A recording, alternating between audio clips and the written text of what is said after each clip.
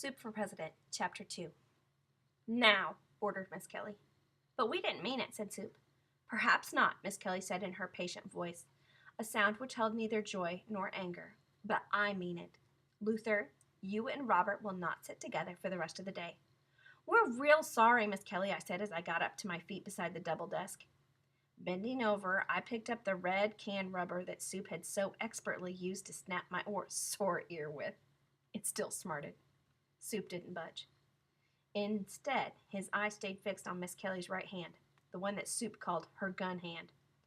Our teacher possessed the fastest right east of Lake Champlain and west of New Hampshire. Not one single cowboy in all the Saturday movies that were ever cranked out, not even Buck Jones or Tom Mix, whipped a faster draw with a Colt 44 six-shooter than Miss Kelly could muster with her ruler. And then there it was, up and leveled at Soup and me. 12 mean inches of heartless hickory with an edge of cold steel held in her steady and able fingers. I heard Soup swallow. Soup and I separated quickly as Miss Kelly's weapon had a long range of uses, disciplinary as well as geographical. Her ruler could point out Ethiopia with the same facility that it used to maintain the high standards of schoolroom conduct. Soup then sat with Allie and I remained alone. Order restored, Miss Kelly's ruler returned to its holster, the center drawer of her desk. What year are we in? Asked Miss Kelly. The heavenly hand of Norma Jean Bissell took flight, a blend of grace and scholarship. It's 1936, she said, as I listened to her recitation with unwavering devotion.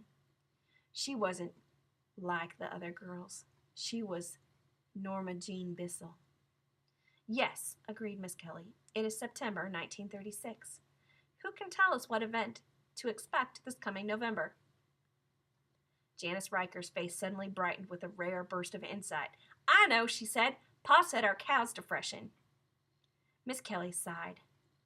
No one heard her sigh, but I saw her do it, because it was what Miss Kelly always did following a recitation by Janice Riker. It sort of made me laugh. A big mistake. Janice caught me smiling and held up her knuckles. Janice had fists the size of cannonballs and both were twice as hard. As my hand shot to cover my grin, I knew for sure and certain that I was in for it, and Janice Riker would get me after school.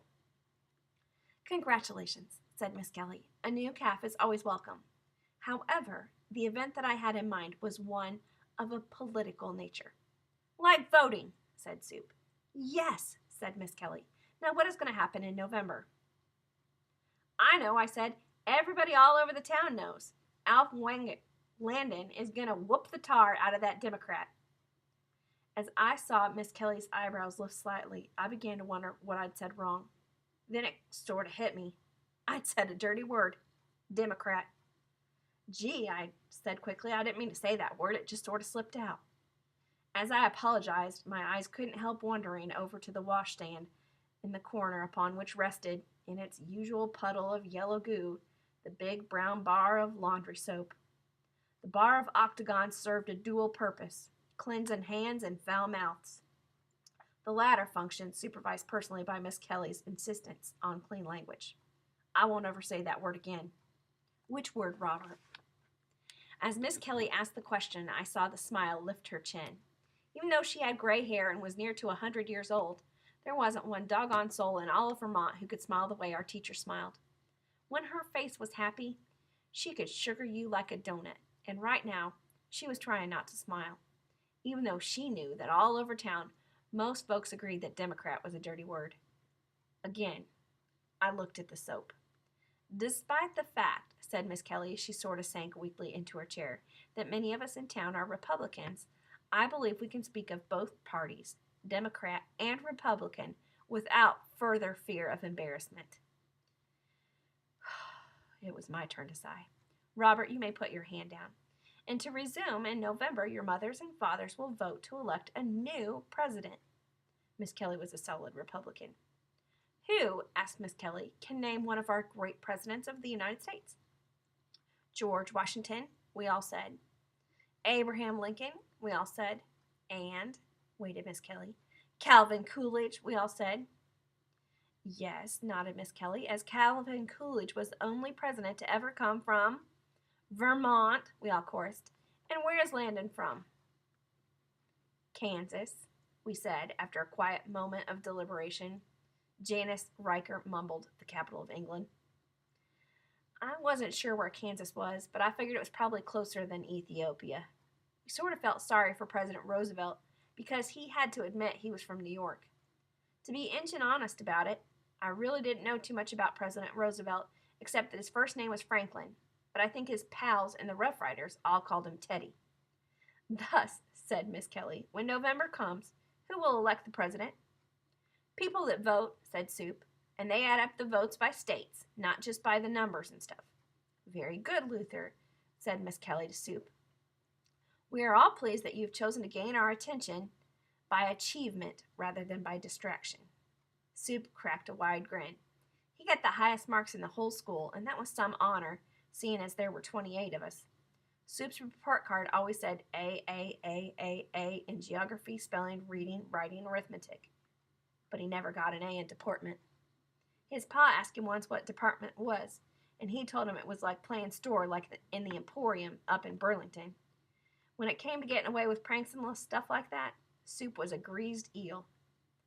The thought has occurred to me, Miss Kelly continued, that in order to better understand our national election, we could have our very own election right here at school. You mean? Asked Eddie Tacker. Some of us would be Republicans and some of us would be Democrats? Exactly, said Miss Kelly. Edward, you've made an excellent suggestion. So who wants to be a Republican? 28 hands went up. Who wants to be a Democrat? 28 hands went down. Miss Kelly mused. This poses a bit of a problem. However, I think we can resolve it if we create new names for our two parties. Let's have some suggestions. Elephants, I said. Zebras, shouted Soup. Lions, tigers, bears, snakes, pollywogs, tadpoles, and bedbugs were also mentioned, as well as Boston Red Sox and New York Giants, until Miss Kelly commanded our silence. She warned us that unless we became orderly, there would be little chance of a new football. Ah, she said, I have it. We have 14 boys and 14 girls. Boys, you may all leave the room to return in 5 minutes. You will decide on a name for your party and select one of you to run for president. The girls will remain inside and do likewise while I wrestle with the window. Out into the September afternoon we tumbled, 14 boys from 1st grade through 6th, all of us eager to be president. Eddie Tacker nominated himself, but seeing as he had to stand up against Soup and me and Raleigh, he didn't have a prayer. Eddie Tacker was the second toughest kid in school. Nobody, not even Eddie, was tougher than Janice. We held a convention, consisting of Soup's sitting on Eddie's head, while Raleigh McGraw and I tied a few knots in his fingers. A defeat like this can ruin a political career, and the upshot of our deliberations was that Soup would run for president on the boys' tickets. We called ourselves the Apes. Miss Kelly, yelled Soup, we're all ready to come back inside. Do you have a candidate? She called, leaning from the window. No, I said, all we've got is Soup. She looked at the dust on Eddie Tacker's shirt front with a practiced eye. I figured Miss Kelly was about to comment about the grime of the political arena, but she held off. Are the girls ready yet? Asked Soup. No, Miss Kelly answered. They can't seem to agree. On what? The girls have no candidate as yet. Miss Kelly came outside. It isn't going to be Janice, is it? I asked, a bit apprehensive. Miss Kelly cleared her throat. It will be anyone chosen by their party. The candidate and the party name will be entirely their decision and not mine. Wetting her hanky with her tongue, Miss Kelly removed a smudge of dirt from beneath Eddie Tacker's ear. Soup was smiling, a gesture Miss Kelly chose to ignore. Thank you, Miss Kelly, said Eddie. You're quite welcome, Edward. I never could figure out how somebody as smart as Miss Kelly could like people such as Eddie Tacker or Janice Riker. Maybe that was why she was such a good teacher. But I knew that all the kids in the whole darn school, Miss Kelly liked me the best. On that, I would bet every penny I had in the bank. 14 cents. Girls were screaming. Darn you, Janice, somebody yelled. A shoe came flying out the school window, followed by its mate, and then by several girlish faces. The errant shoes were retrieved and order restored, parliamentary process was once again underway. We boys went back inside. Have you girls made up your minds? Miss Kelly asked, when every fidgeting body was again wedged beneath desk and bench. Yes, the girls shrieked. Raleigh McGraw was announced at Miss Kelly's request that Soup would run for president and represent the apes. We, all the boys, thumped our chests and grunted to signify tribal unity. Even with no fast draw of her ruler, Miss Kelly asked for order. Quietly, we heard Miss Kelly ask Janice to stand up and make the opposing political announcement. Janice looked like she wanted to kick somebody with her red high-top sneakers. And the name of your party? Asked our teacher. Janice said, We're the Amazons. Dumb name, whispered Soup. I think they fought to see who'd get Brazil. Who is your candidate? Miss Kelly asked Janice. Norma Jean Bissell. My heart sank.